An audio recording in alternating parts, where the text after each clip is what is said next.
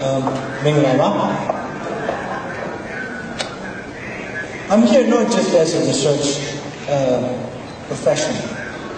I'm here as a Burmese, to be exact, as a fellow Burmese of all of you. Before I say anything, I want to offer you, as a Burmese and a Buddhist at that, my heartfelt apology for what is happening in Burma.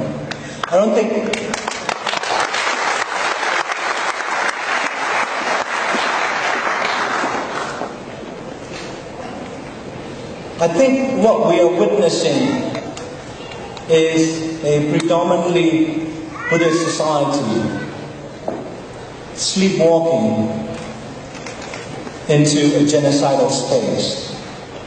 And as a Buddhist, as a human rights activist, I feel it is my individual responsibility to speak the truth at any cost. One of the problems that we're facing today in Burma is not just that violent atrocities are being committed against the Rohingya, that our society insists on calling Bengali a very pejorative and racist term that delegitimize their in-group or Tayanda status in our country, is the failure of Burmese intelligentsia or the so-called civil society to speak out when atrocities are committed in the name of either Buddhism or national sovereignty and security. I think all of you, or if not all of you, many of you in this room are of Indian origin, ethnically speaking.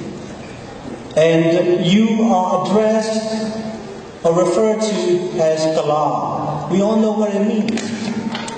But I don't think that you should feel less for being called Kala, because the Burmese civilization, if I may use that term, rests on the bedrock of a philosophy that was founded by the most famous Kala in intellectual history, Gautama Buddha. He was not Burmese. He was a Kala.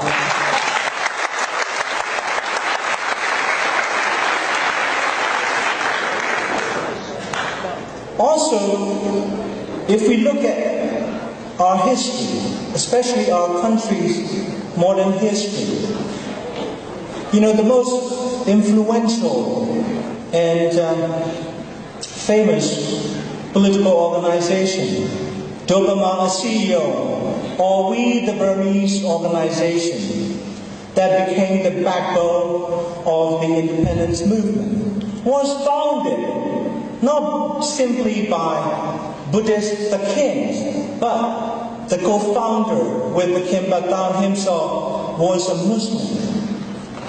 And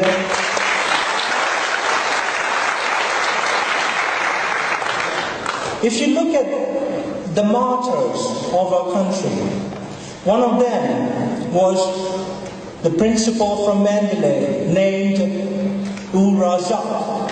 He was popularly elected to the to Aung San's cabinet by the Buddhist monks in our country.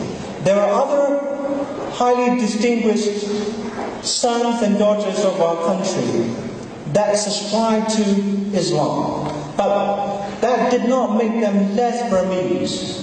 So what we have is a culture,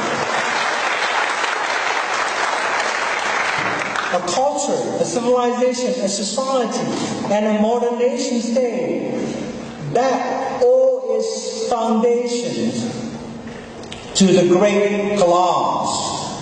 So don't be ashamed of being Kalas.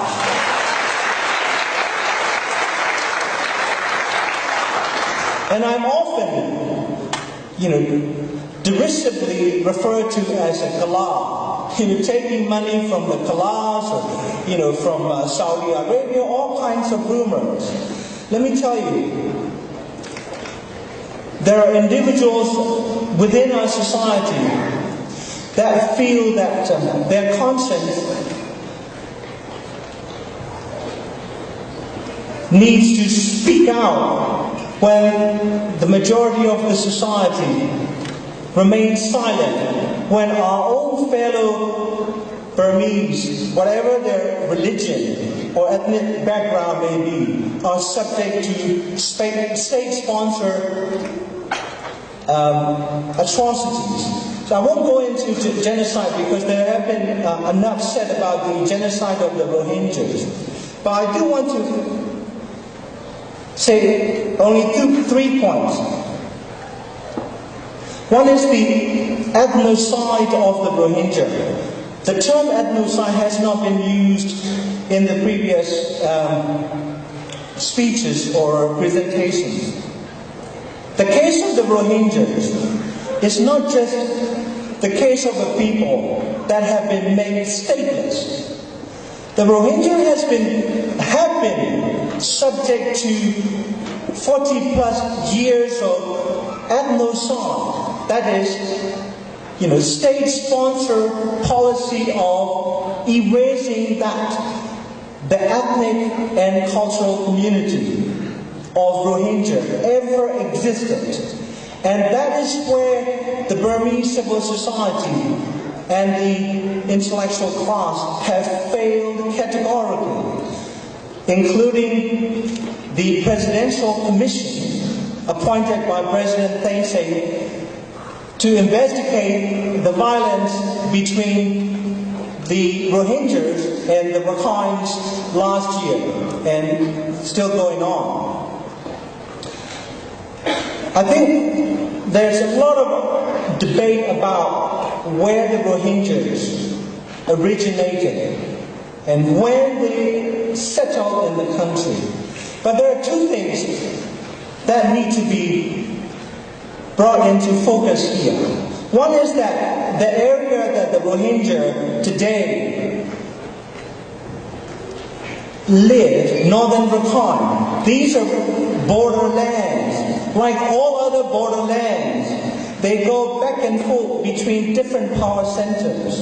And people of, Karen State, people of Kachin State, Shan State, Mon State, you always, the Chins, for instance, these are people that were pre-nation states. And they belong to different political systems. And as Amartya Sen put it in September last year at a seminar at Columbia, the Rohingyas did not create the problem. The problem came to them. The problem of a modern nation state, defining and demarcating national boundaries, splitting communities and people, on both sides of the border. And secondly, and perhaps most importantly, in the case of the Rohingya ethnocide, the Rohingya may be the only people in the world today that have been stripped off their citizenship by the 1982 Citizenship Act, as well as that have been stripped off their ethnicity status. I think historical arguments aside, one verifiably true fact is on the side of the Rohingyas. The Rohingyas were recognized as an ethnic group by three successive governments. The late UNU government in 1958, the caretaker government of General Ne Win from 1958, late 1958 until 1960s, early 1960s, and well into 1960s. And the last mention of the Rohingya were in the Burmese textbooks, printed in 1978, the year the Nagamin operation to wipe the Rohingyas out of the country. And so I think there is an unmistakable fact that the Rohingyas were embraced as a constituent and constituted ethnic community of Burma. And finally, on the question of whether the Rohingyas were Dainda, or in Malay, Bumi Putra, children of the land, Aung San, as early as 1945, 46, 47, redefined what it means to be a Burmese, what it means to be Dainda. His definition was simple, inclusive, way ahead of his contemporaries in Burmese politics. He defined Dainda as simply anyone whose umbilical cord was buried on the Burmese soil.